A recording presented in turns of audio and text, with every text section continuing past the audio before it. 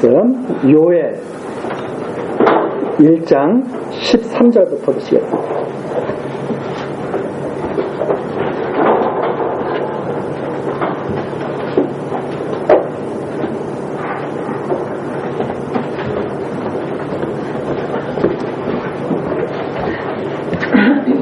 요엘 1장 13절입니다.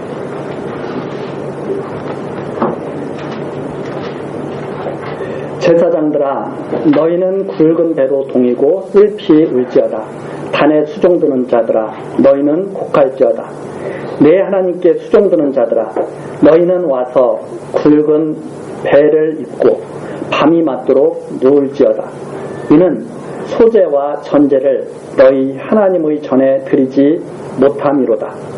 너희는 금식일을 정하고 성일을 선포하여 장로들과 이 땅 모든 거민을 너희 하나님 여호와의 전으로 몰수히 모으고 여호와께 부르짖을지어다. 14절까지 말씀입니다. 우리가 전 시간에 요엘서에 대한 개관 전체적인 내용을 한번 살펴보고 그리고 조금 1장 내용을 살피다가 마쳤습니다. 이 요엘 선지자가 말씀을 선포했던 시기는 위기의 시대였습니다. 다윗 왕가가 멸절당할 뻔한 그런 위기의 시대였고, 북쪽 이스라엘은 악한 일들이 너무나 많았던 그런 시대였는데, 그때 메뚜기 재앙이 나타났습니다. 이 메뚜기 재앙이 그때 나타났는데, 메뚜기 재앙 보통 때도 나타날 수 있죠. 그러나 이때 메뚜기 재앙은 특별한 재앙이었습니다. 그래서 이 요엘 선지자를 통해서 말씀을 전하라고 하신 거죠. 메뚜기 재앙이, 왜 이 메뚜기 재앙이 나타났는지 그 의미를 전하라고 그렇게 하는 내용을 우리가 살펴봤습니다. 2절에 보니까 너희 열주의 날에 이런 일이 있었느냐, 1장 2절 너희 열주의 날에 이런 일이 있었냐, 특별한 일이다, 이것은 그런 의미죠. 그 다음에 3절에 보니까 후대까지 이 사건의 내용을 계속 전해라. 후대까지 이런 역사가 나타났다는 것을 계속 전하라 그러면서 4절 팥종이가 남긴 것을 메뚜기가 먹고, 또 메뚜기가 남긴 것을 늑이 먹고, 늑이 남긴 것을 황충이 먹었다. 완전히 아주 이 재앙이 닥치는데 질서정연하게 착착 나타나는 거죠. 사람으로서는 감당할 수 없는 이러한 재앙이 나타났습니다. 그러면서 5절 정신 차려라, 깨어라. 지금 다 즐거움이 없어지지 않았느냐 하면서 12절에 나오죠. 인간의 희락이 말랐도다. 인간의 희락이 말랐다. 많은 사람들이 지금도 즐거움을 찾기 위해서 애를 씁니다. 그래서 새로운 즐거움을 계속 찾죠. 그러나 조금 지나다 보면 다 시시해집니다. 마치 그와 똑같아요. 어릴 때 구슬치기 딱지치기 하다가 조금 지나고 나면 시시해지죠. 어른들 보고 구슬치기 딱지치라고 그러면 어른들 별로 좋아하지 않잖아요. 그럼 이제 어른의 때가 되면 어른들이 좋아하는 것을 또 찾아가기 시작하죠. 그런데 그것이 까딱 잘못하면 패가 망신하는 지름길이죠. 예를 들어서 노름하는 곳에 잘못 발을 디디면 즐거움을 찾아서 패가 망신하게 되죠. 조금 건전한 거라고 하더라도 조금 지나다 보면 시시해집니다. 그래서 항상 새로운 것을 또 찾아가고 새로운 것을 또 찾아가고 그러죠. 그러나 끝이 없는 거예요. 그것은 여기에 보면 하나님께서 재앙을 내리면 모든 희락이 다 말라버립니다. 예를 들어서 우리가 물이 풍부할 때는 갈증이 뭔지를 모르죠. 갈증이 무엇인지를 몰라요. 물이 풍부할 때는. 그런데 하나님께서 물을 한번 싹 말라버리게 하시면 우리가 우습게 알았던 그 물 한 모금이 내 생명을 지키는 건 줄 그때서야 깨닫게 됩니다. 그게 이제 하나님을 모르고 육체적으로 즐거움을 찾으려고 하는 사람들에게 잊혀진 것들이죠. 하나님의 말씀을 알고 하나님으로 기쁨을 누리는 사람들은 그 하나하나가 얼마나 소중한 건지를 깨달아가게 됩니다. 우리가 조금 전에 찬송 불렀지 않아요? 제가 요즘에 가끔 가다가 목이 조금 불편할 때는 찬송가를 잘 못 부를 때가 있습니다. 저 그래도 나름대로 음정을 잘 맞춘다고 생각하는데 음정도 막 낮아지고요. 목소리가 갈라져가지고 이상한 소리가 삑사리가 막 나고 그래요. 지금 찬송 잘 부르실 수 있는 거 감사합니다.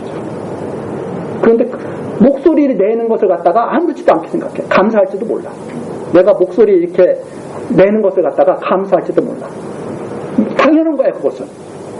근데 목소리를 한번 잃은다고 생각해 보십시오. 그때가 얼마나 감사한 일이었는지. 그러니까 즐거운 일이 너무 많은데도 우리 주변에 내가 맛있는 것을 먹을 수 있고 사랑하는 사람들과 손을 잡을 수 있고 찬송할 수 있고 걸어다닐 수 있고 몸을 갖다 내 마음대로 씻을 수 있고 이런 감사한 일이 많은데도 즐거운 일이 그렇게 많은데도 항상 새로운 즐거움을 찾는 거야. 즐겁지가 않아. 이 재앙이 오면 다시 달지 말라 그래. 그래서 성경에서 그렇죠. 감사할 줄도 모르고. 하나님을 모르는 인간들의 특성이 있죠. 제사장들 보고 울라고 합니다. 하나님을 섬길 수가 없어요. 하나님 섬기는 거 우리 귀찮아하죠. 아유 왜 귀찮은데. 여기에 보니까 13절 마지막 부분에 나오죠. 이는 소제와 전제를 너희 하나님의 전에 드리지 못하기 때문이다. 하나님을 섬기고 싶다고 해서 마음대로 섬기는 거 아닙니다. 섬길 때가 있죠. 재앙을 내리시지 않을 때. 재앙을 내려서 망할 때면 이미 그것은 늦은 거죠. 지금 그 재앙의 때가 다가오고 있다 이 말입니다.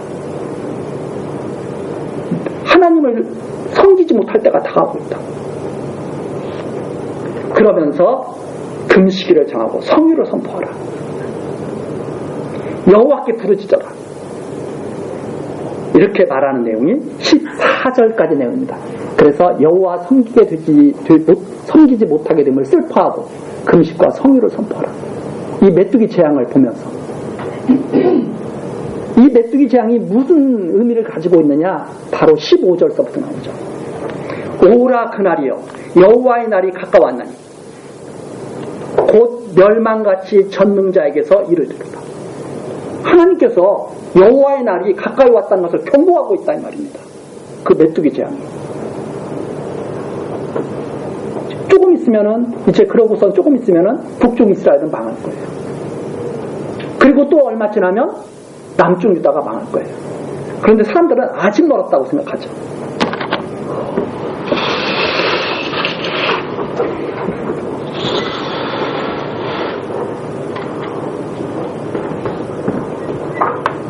우리 사람들은 자기가 때를 다 정해놓고 내 때는 아직 멀었어.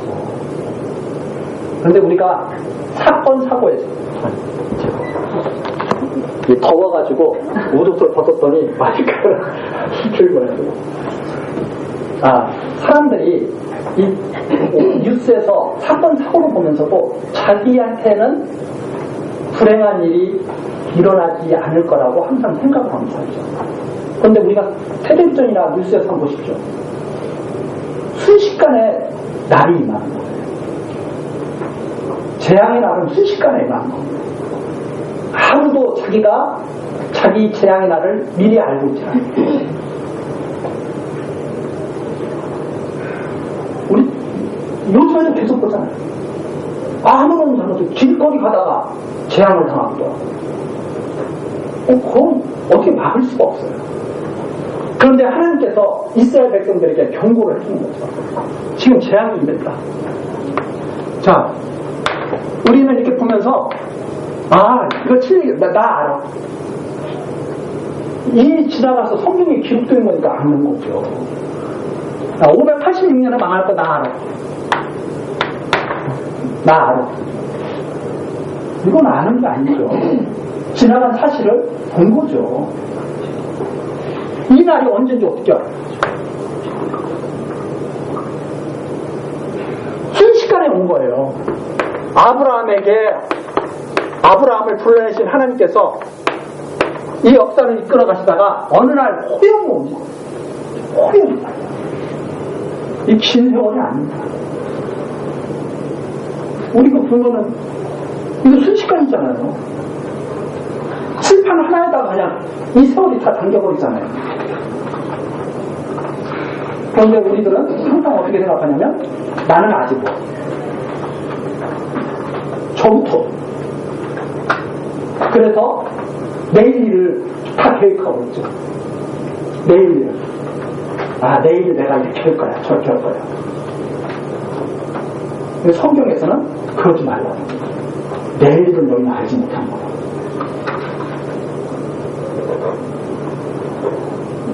하나님께서 이때 메뚜기 재앙을 보내시는 거예요. 메뚜기 재앙.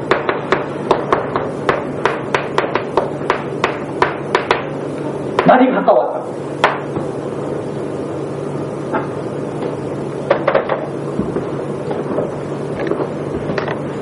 자, 그날이 오면 어떻게 되느냐? 15절로 합니다. 오라 그날이요.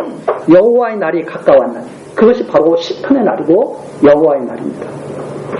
멸망같이 전능자에게서 하나님께서부터 주시는 이르는 그런 날입니다. 우리가 찾아봤지만 벌써 처음부터 하나님께서 모세를 통해서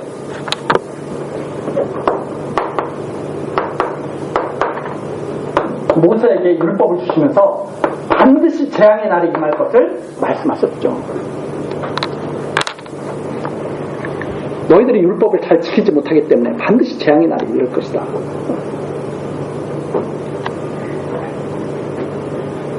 그 날이 지금 이른다고 하는 것을 보여주는 재앙이 메뚜기 재앙이다 이 말입니다. 메뚜기 재앙. 그 출애굽기에서도 메뚜기 재앙이 거의 마지막 부분이에요. 8번째. 그러니까 메뚜기 10재앙 중에서 8번째 재앙이 메뚜기 재앙이었어요. 9번째 재앙이 그 다음에 흑암이 확 덮이죠. 그 다음에 10번째 재앙이 생명을 다 쳐버리는 거였어요. 이스라엘의 장자들을. 가까웠다. 16절 식물이 우리 목전에 끊어지지 아니하였느냐. 기쁨과 즐거움이 우리 하나님의 전에 끊어지지 않았느냐. 기쁨과 즐거움 하나님의 전에 하나님을 경외하고 섬기는 것 우리 영적인 즐거움이 있죠. 또 겉으로 드러나는 즐거움도 있죠. 그 사람들은 요즘에 사람들이 뭘 잃어버렸냐면 영적인 즐거움을 다 잊어버렸어요. 육적인 즐거움은 별하게 더 많이 생깁니다. 육적으로 즐길 수 있는 거. 예전에는 즐기려면은 몸이 좀 고생을 했어야 됐어요.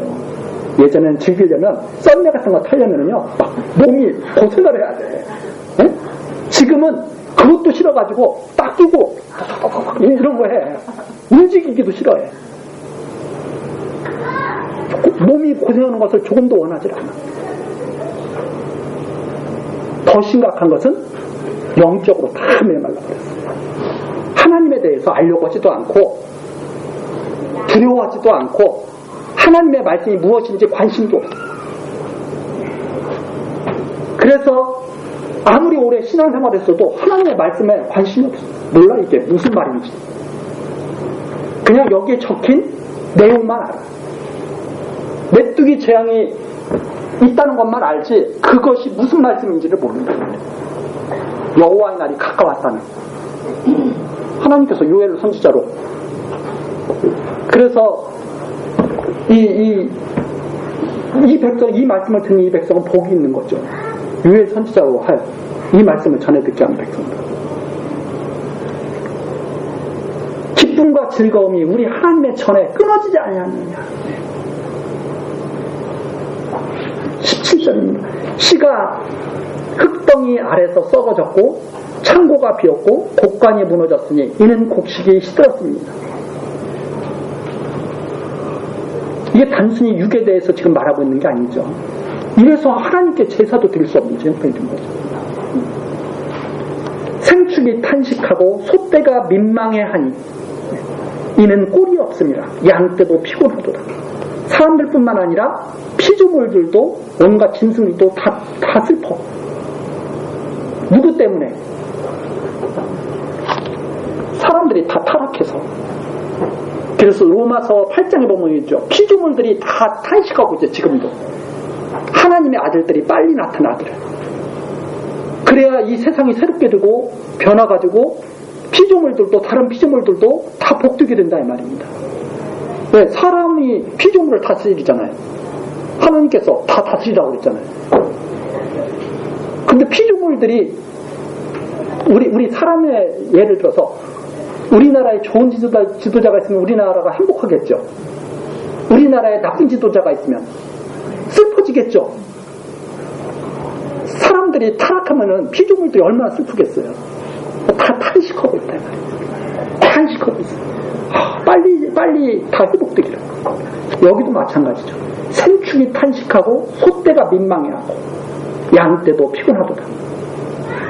19절이죠. 여호와여 내가 주께 부르짖어. 이게 선지자죠. 참 선지자이신 그리스도께서 하나님께 부르짖을 내용을 모형적으로 보여주고 있는 내용입니다. 여호와여 내가 주께 부르짖으오니 불이 거친들의 풀을 살랐고 불꽃이 밭의 모든 나무를 살랐음입니다. 들짐승도 주를 향하여 헐떡거리오니 시내가 다 말랐고 들의 풀이 불에 탔음입니다. 이 메뚜기 재앙이 오니까 이렇게 되는 거죠. 그러면 여호와의 날이 오면 어떻게 되겠어요? 메뚜기 재앙이 왔을 때 이랬으면 이거 여호와의 날이 올 거에 대한 경고잖아요. 그럼 메뚜기 재앙이 오면 메뚜기 재앙이 왔을 때 이랬으면 여호와의 날이 오면 모든 사람들이 끝나버려요. 두려운 말이에요. 여호와의 날.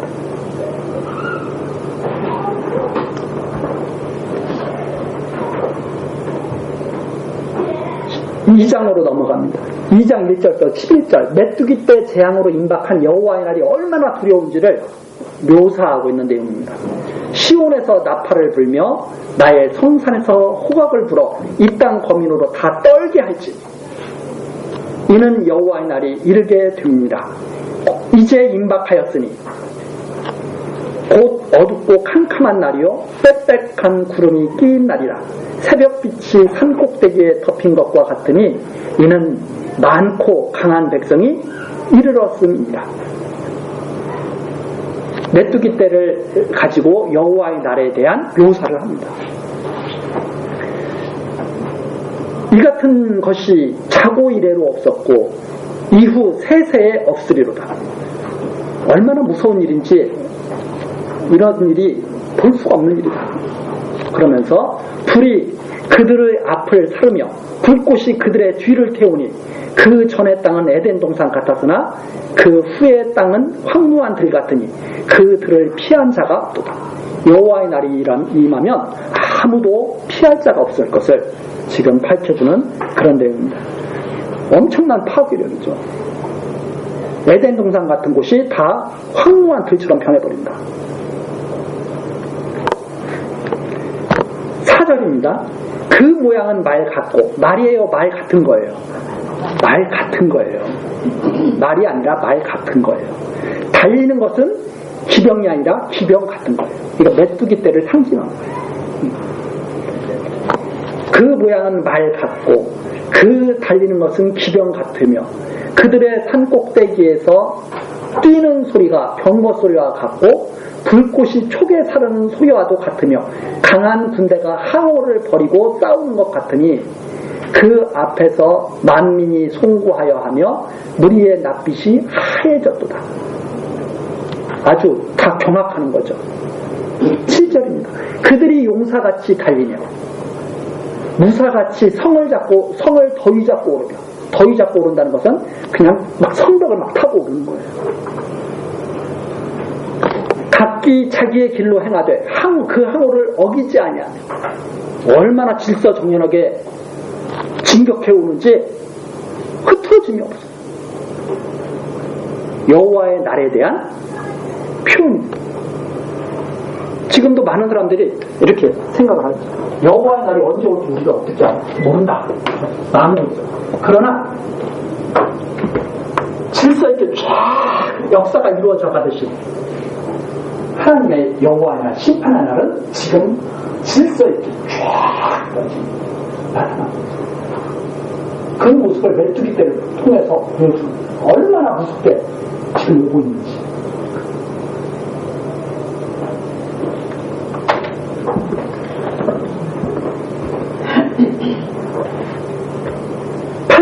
피차에 부딪히지 아니하고 각기 자기 길로 행하며 병기를 충돌하고 나아가나 상치 아니하며 성중에 뛰어 들어가며 성 위에 달리며 집에 더위 잡고 오르며 도적같이 창으로 들어가니 그 앞에서 땅이 진동하며 하늘이 떨며 1월이 캄캄하며 별들이 빛을 거두도다. 여호와께서 그 군대 앞에서 소리를 발하시고 그 지는 힘이 크고 그 명령을 행하는 자는 강하니 여호와의 날이 크고 심히 두렵도다. 당할 자가 누구이랴. 이 여호와의 날이 오면 누가 거기서 피해갈 수가 있느냐 하는 말이에요. 얼마나 아무리 꼭꼭 문을 걸어 잠고 있어도 소용없어요. 어디선가 계속 파고드는 거예요. 이 무서운 이러한 모습을 표현. 그러면 우리가 여기서 딱 봤을 때 11절이죠. 여호와께서 소리를 발하시는데 누가 거기에서 벗어날 자가 있겠느냐. 여호와께서 소리를 발하시는데 명령을 내리시는데 그걸 어떻게 피할 수가 있겠느냐. 당할 자가 아무도 없다는 말이에요. 당할 자가 아무도 없다. 그래서 이런 것을 불가항력이라고 그러죠. 불가항력. 여호와 앞에서 사람들은 대항할 수가 없습니다. 불가항력. 그걸 하나님께서 재앙을 통해서 보여주시는 거예요. 12절입니다. 12절서부터 이제 자, 이 날에서 회복에 대한 예언이 이루어집니다. 자, 이 재앙에서 너희들이 회복해야 되지 않겠느냐. 12절 여호와의 말씀이다. 이것이 여호와의 말씀이다. 이 재앙을 대해서 보면서 여호와께서 하시는 말씀이다.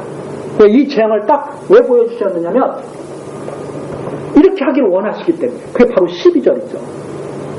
여호와의 말씀에 너희는 이제라도 금식하며 울며 애통하고 마음을 다하여 내게로 돌아오라 하시나니. 하나님께서 하나님의 언약 백성들 보고 돌아오라고. 재앙을 이렇게 보여주시는 것이 무슨 뜻이냐. 빨리 돌아오라고. 여호와의 날이 이르기 전에. 그렇죠? 이제 이 메뚜기 재앙 뒤에는 여호와의 날이 올 거예요. 이게 그 당시 유다에게는 이게 여호와의 날이겠죠. 그림자죠. 이제 성경 전체에서 봤을 때는 마지막 재림하셔서 심판의 날. 그러면 여호와의 날이 이르기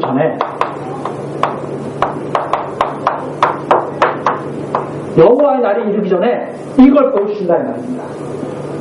빨리 돌아오라. 이 날에 멸망당하지 말고 빨리 돌아오라. 그러면 회복시켜주겠다. 여호와의 날에 멸망당하지 않게 하시겠다. 이 말씀을 하시기 위해서 이거 보여주신 것이다. 그렇죠? 그러니까 지금도 우리들이 이렇게 살아가면서 우리들이 상상할 수 없는 일들이 다 벌어졌을 때 이 말씀이 생각나는 자들은 내가 하나님 앞에서 내가 바로 서야 되겠다. 이런 생각을 안 할 수가 없게 되죠. 아, 하나님 앞에 우리가 바로 서야 되는 거구나. 그렇지 않습니까? 내게로 돌아오라 하셨나니 너희는 옷을 찢지 말고 마음을 찢고. 야, 옷 찢지 마. 그 겉으로 괜히 뭐 하는 척 하지 마. 옷을 유대인 사람들은 슬픈 일 당하고 고통스러운 일 당하면 옷 다 찢고 막 죄 뿌리고 이랬거든요. 그런 거 하지 말고 마음을 찢어라. 마음을. 마음을 찢고 너희 하나님 여호와께로 돌아오자. 우리가 계속 하나님이 어떤 분이냐? 여호와께로. 여호와께로 돌아와. 언약하신 대로 정말 이루어 가시는 그 하나님께 돌아와라.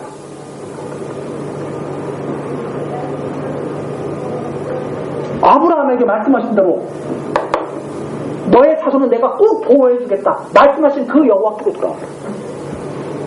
아무나 아브라함의 자손이 아니죠. 로마서에 보면 유대인이라고 다 아브라함의 자손이 아니죠. 표면적 유대인이 아니요, 이면적 유대인이며, 옷을 찢는다고 다 찢는 것이 아니라 심령을 찢어야죠. 하나님, 정말 하나님 여호와 아니시면 우리는 살아날 길이 없습니다. 심령을 찢어야죠. 하나님 여호와 아니더라도 우리 살아날 수 있습니다. 우리는 우리 좋은 대로 해도 살아날 수 있습니다. 그게 아니죠. 우리는 아무것도 할 수 없고 하나님 앞에서 다 죽을 수밖에 없는데, 하나님께서 아브라함에게 말씀하신 대로 믿는 자는 살리라 하셨으니까, 하나님 여호와를 믿는 자는 살리라 하셨으니까 나 그 하나님 믿고 나 가겠습니다 하고 나와야 되죠.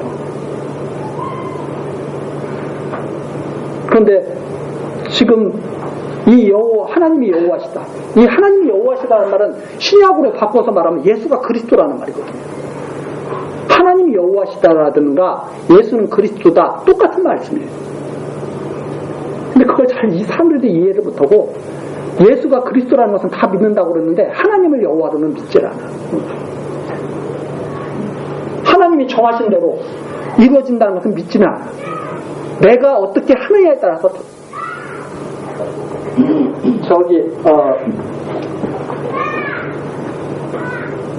아주 어린들이 정말 기사한 분들이 있어요. 그래서 원어도 라틴어, 이 성경 잘하면 히브리어, 헬라어, 라틴어 이런 거 공부 잘하시는 분들은 이제 성경을 막 해석을 잘한다고 그러거든요. 그래서 그런 외국어 능통한 분들이 옛날에 신학자들 중에 많아요. 그래서 중세시대 때 보면 막 교육이 라틴어 교육하고, 왜 아무나 성경을 못 읽어요. 히브리어, 헬라어, 라틴어 이런 걸로 막 기록되어 있기 때문에 우리 앞에 라틴어로 기록된 성경 갖다 주고 읽으라면 읽겠어요? 못 읽어요. 그래서 중세시대 때만 하더라도 머리 좋은 사람들, 그런 교육을 받은 사람들만 막 성경책을 읽을 수가 있는 거예요. 그런데 종교개혁가들이 이래서는 안 되겠다, 하나님 말씀이 어떻게 이렇게 해서 가르칠 수가 있겠네 해가지고 자기네 나라 말로 막 번역하고 이렇게 해가지고 지금까지 와서 우리들도 우리나라 글로 번역된 이 성경을 보게 되거든요. 근데 어떤 사람들은 그렇게 생각하는 사람들이 우리나라 성경보다 원어를 보는 게, 그러니까 히브리어 성경 보고 헬라 성경 보고 그러는 게 훨씬 더 믿음이 좋아질 수가 있어, 올바른 믿음을 가질 수 있어, 이렇게 생각하고 하는 분들도 있거든요. 근데 역사적으로 보면 그런 게 아닙니다. 왜 그런가 하면 똑같이 라틴어에 정통했던 사람도요, 어떤 사람은 이단으로 가, 어떤 사람은 신인 합력설을 믿어. 신인 합력. 어떤 사람은 하나님 절대 주권을 믿는 분이 있어. 똑같은 성경책을 보고 똑같이 천재인데, 그래서 막 라틴어에도 정통하고 헬라어에도 정통하고 그러는데, 어떤 사람은 그렇게 정통해도 신인 합력설을 믿는 사람이 있고, 어떤 사람은 그렇게 정통한데 하나님의 절대 주권을 믿는 사람이 있어.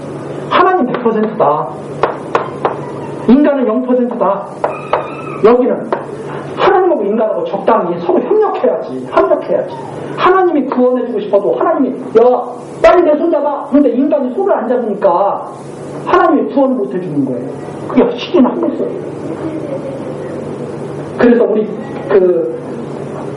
이런 거 전도제 같은 거 보면 이런 거 있죠. 사람이 물에 빠져가지고 막 살려달라고 하는데 줄이 이렇게 내려오는 거죠, 하늘에서. 이거 잡으면 살고 이거 안 잡으면 죽는다, 이게 신이 하면서. 하나님은 고집이 세가지고 얘는 끝까지 안 잡아. 그럼 물속에 빠져서 꼬르륵 죽는 거예요. 그거 하나님도 어쩔 수가 없어. 신인 한이 없어. 하나님의 절대 주권은 뭐냐? 사람이 죽어있어, 이렇게. 물속에 벌써 들어가서 꼬르륵 죽어있어. 하나님이 오셔가지고 끌어내가지고 다시 살리십니다. 우리는 그건 그런데 어디 무슨 얘기가 나와가지고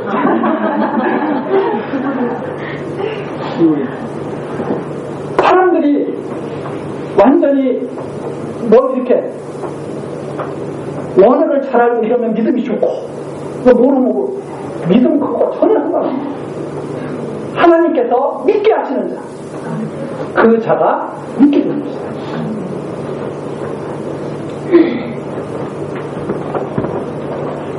이름까지도 말씀드리면 더 좋겠지만 제가 사람 이름 말씀을 안 드립니다.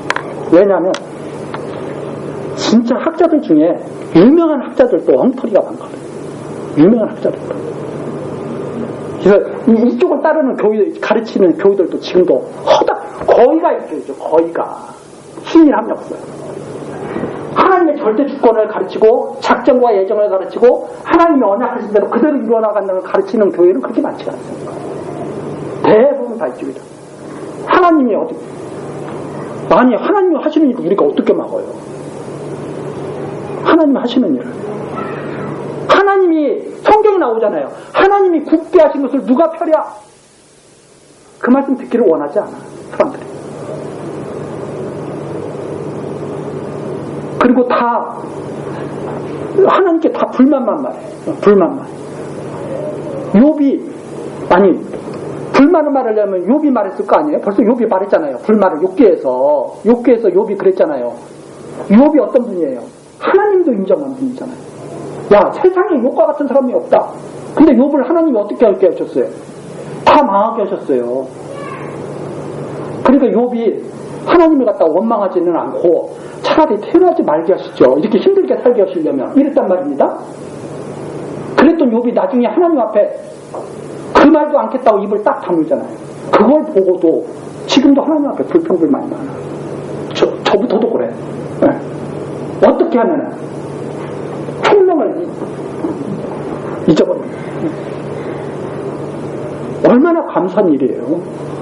우리가 지금 여기에 나와서 하나님의 절대 주권에 대해서 듣고 있고 하나님께서 이렇게 백성들에게 여호와의 날이 임하기 전에 회개하라고 부르신다는 이 소리를 듣고 있는데 이 날은 정하신 날이기 때문에 반드시 올 거고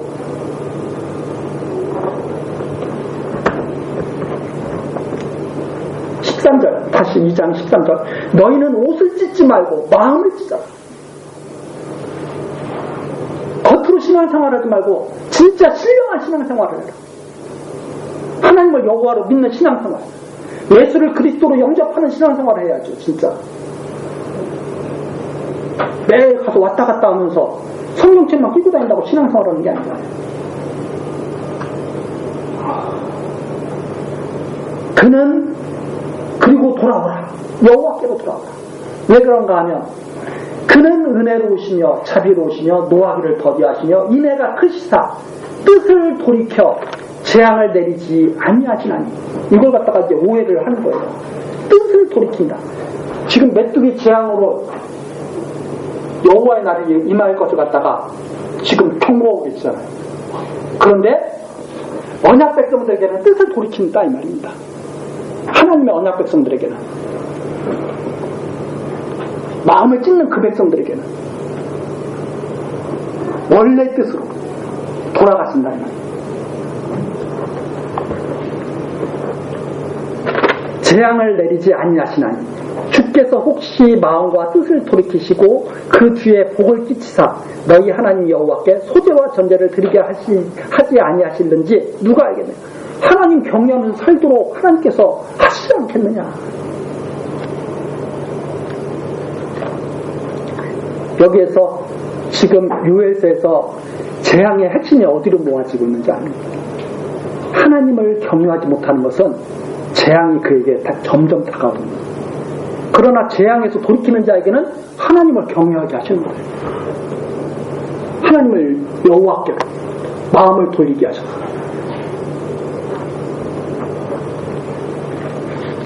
15절이죠. 너희는 시온에서 나팔을 불어 거룩한 금식일을 정하고 성유를 선고하고 백성을 모아 그 회를 거룩하게 하고 장로를 모으며 소아와 젖 먹는 자를 모으며 신랑을 그 방에서 나오게 하며 신부도 그 골방에서 나오게 하고. 다른 구별이 없습니다. 하나님께 마음을 찢을 자들은 다 나와야 되죠. 신랑이라고 해서 안 나오고 신부라고 해서 안 나오는 게 아니에요. 젖먹이라고 해서 안 나오고 노인이라고 해서 안 나오는 게 아닙니다. 백성을 모으는데 다 모아야 돼요. 나이든 장로서부터 시작해가지고 소아, 젖먹는 자, 신랑, 신부 다 모은 다음에 그 다음에 17절 여호와께 수종드는 제사장들은 그 당시 율법 아래에서는 하나님과 백성들 사이에 누가 있느냐면 네 지파 제사장들이 있습니다. 장차 참 제사장으로 오실 그리스도에 대한 모형이었죠. 그것이 백성들을 다 모은 다음에 제사장들이 하나님과 사이에서, 그러니까 백성과 하나님 사이에는 제사장이 항상 있는 거예요. 지금 목사가 아닙니다. 율법 아래에서 제사장입니다. 그리고 이것은 율법을 온전히 이루신 그리스도에 대한 참 제사장이신 그리스도에 대한 모형이에요. 지금은 하나님과 인간 사이에 중보자 되시는 분은 오직 한 분, 예수 그리스도밖에 없다. 그래서 이 예수 그리스도의 자리를 차지해가지고 중보자 노릇을 한다면 그것은 하나님을 대적하는 자죠. 그래서 우리가 기도할 때 항상 예수 그리스도의 이름으로 기도드립니다. 그러면 예수 그리스도의 이름으로 기도드린다는 그 의미 속에는 예수 그리스도의 뜻이 아니면 다 무효해요.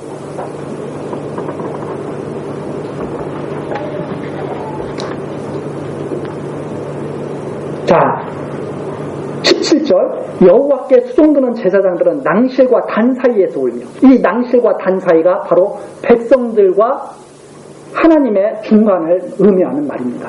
낭실, 하나님, 이게 이제 제사장 뜰이거든요. 낭실과 단 사이가 제사장의 뜰. 그럼 백성들이 오는 곳이 있고 제사장의 뜰을 지나서 하나님께 나아가게 되죠.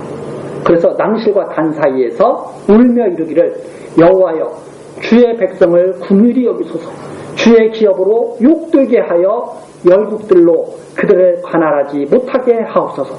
어찌하여 이방인으로 그들의 하나님이 어디 있느뇨 말하게 하겠나이까 할지어다. 이제 이방인의 때가 됐다고 하나님의 언약 백성들을 비웃는 그날이 오죠. 그게 바로 이제 이쪽에서는 아수르가 기고만장했을 때고 바벨론이 기고만장했을 때겠죠. 그런데 그렇게 말씀하시는 거예요. 이렇게 기도를 하라는 거예요. 백성을 긍휼히 여겨 주십시오. 주의 백성을 긍휼히 여겨 주십시오. 여기에 그러면 금식 앞에 계속 나오잖아요. 금식을 선포하고 다 뜻을 돌이키고 너희들 마음을 찢고, 백성은 이미 끝났어요. 메뚜기 재앙을 보니까 백성은 재앙 당할 수밖에 없는 존재예요. 백성들이 재앙을 당할 수밖에 없는 존재이기 때문에 하나님 긍휼히 베풀어 주십시오. 그 백성들, 모세도 출애굽했을 때 백성들을 하나님께서 다 죽이신다고 하니까 모세가 그렇게 기도했거든요. 하나님, 이방 사람들이 다 미웃습니다. 죽이려고 데리고 나오셨나 보다. 그러니까 하나님께서 그래, 내 말이 맞지? 그러고서 모세에게 또 그러죠. 그러면 네가 데리고 와. 죽이진 않을 테니까 네가 데리고 가. 그때 모세가 그러죠. 하나님이 안 가시는데 누구 보고 데리고 가라고 하십니까? 그러니까 하나님이 그래, 내가 먼저 가야 되겠지? 그래서 하나님 데리고 가시는 거 다 나오잖아요. 긍휼을 베풀어 주십시오. 주의 기업으로 욕되게 하지 마십시오. 이방인들이, 주의 백성들이 망하면 이방인들이 뭐라고 그러겠습니까? 하나님, 쟤네들 봐라, 하나님 있다고 하나님 믿고 산다고 저렇게 난리를 치더니 결국은 다 망해버렸다. 그런 말을 이방인들로 하여금 들으면 하나님 이름이 뭐가 되겠습니까? 여호와의 이름이 어떻게 되겠습니까? 우리가 하나님을 여호와로 믿다가 망해버리면 이방인들이 뭐라고 했어요? 야, 쟤네 여호와 하나님 믿다가 망했단다. 하나님 여호와 이름이 저 우스운 이름 이렇게 돼버리지 않겠습니까?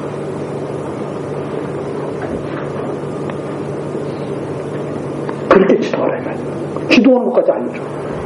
어떻게 기도하라고. 백성들 모은 다음에 제사장들 너희들은 하나님과 백성들 사이에 서서 이렇게 기도해. 궁율 베풀어 주십시오. 주의 백성들 꼭 은혜 베풀어 주셔야 됩니다. 망하지 않게 해주십시오. 망하면 하나님의 이름이 더 터집니다. 이렇게 기도하라.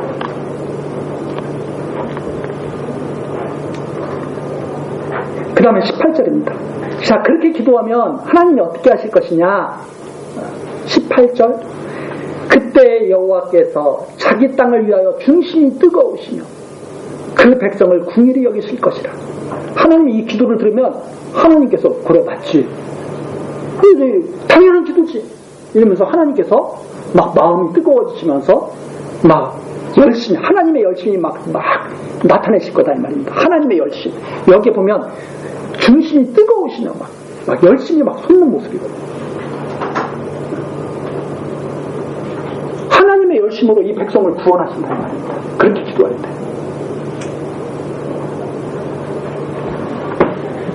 그 백성을 궁일히 여기실 것이다. 여호와께서 그들에게 응답하여 이르시기를.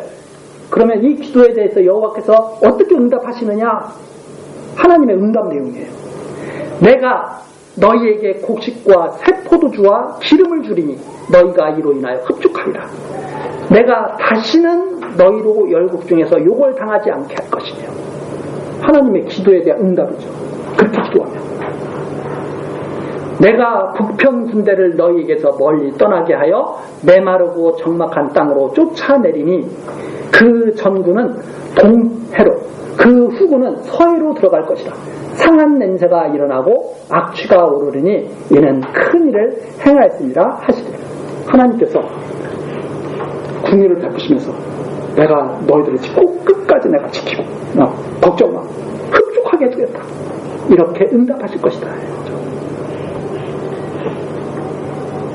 21절입니다. 땅이여 두려워 말고 기뻐하며 즐거워하지어다. 여호와께서 큰 일을 행하셨음이로다. 자, 누가 큰 일을 행하시는 거예요? 여호와께서 큰 일을 행하실 것이다. 여호와께서 그 백성 구원하실 것이다. 재앙에서 건지실 것이다.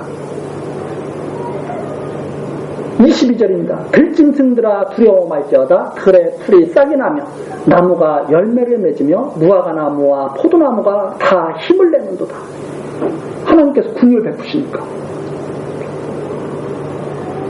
그래서 우리가 이렇게 힘을 낼 수 있는 거예요. 하나님께서 궁유를 베푸시니까 오늘도 우리가 살며 기동하며 있는 거예요. 아침에 딱 일어나서 내가 살아있잖아요. 하나님 감사합니다. 그 생각이 처음 우리한테 막 떠오르면 복 있는 사람이죠. 네? 아침에 딱 해서 심장이 뛰고 있잖아요. 심장이 뛰고 있잖아요 지금. 근데 감사할지도 몰라. 하나님께서 말씀하시는 거예요.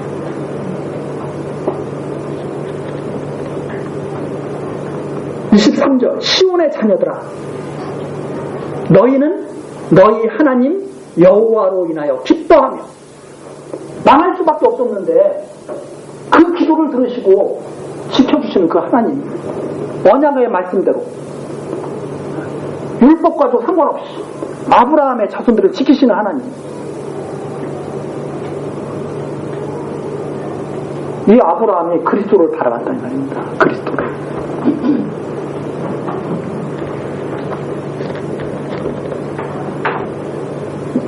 여호와를 인하여 기뻐하며 즐거워할지어다. 그가 너희를 위하여 비를 내리시되 이른 비를 너희에게 적당하게 주시리니 이른 비와 늦은 비가 전과 같을 것이다. 완전히 회복시킬 것이다. 이른 비를 적당하게 주실 것이다. 늦은 비, 그래서 여기에 이른비를 갖다가 학자들에 따라서는 이걸 다르게 해석하는 학자들도 많이 있습니다. 왜 그런가 하면 이 이른비라고 하는 이 말이 변호를 위한 이른비라는 그런 뜻이어가지고 의의 선생이라는 의미를 가지고 있습니다. 그래서 하나님께서 너희에게 그 마음을 찢는 너희에게 이른비를 적당히 주신다. 은혜를 베풀어 주신다 이 말이거든요. 그 은혜가 뭐냐?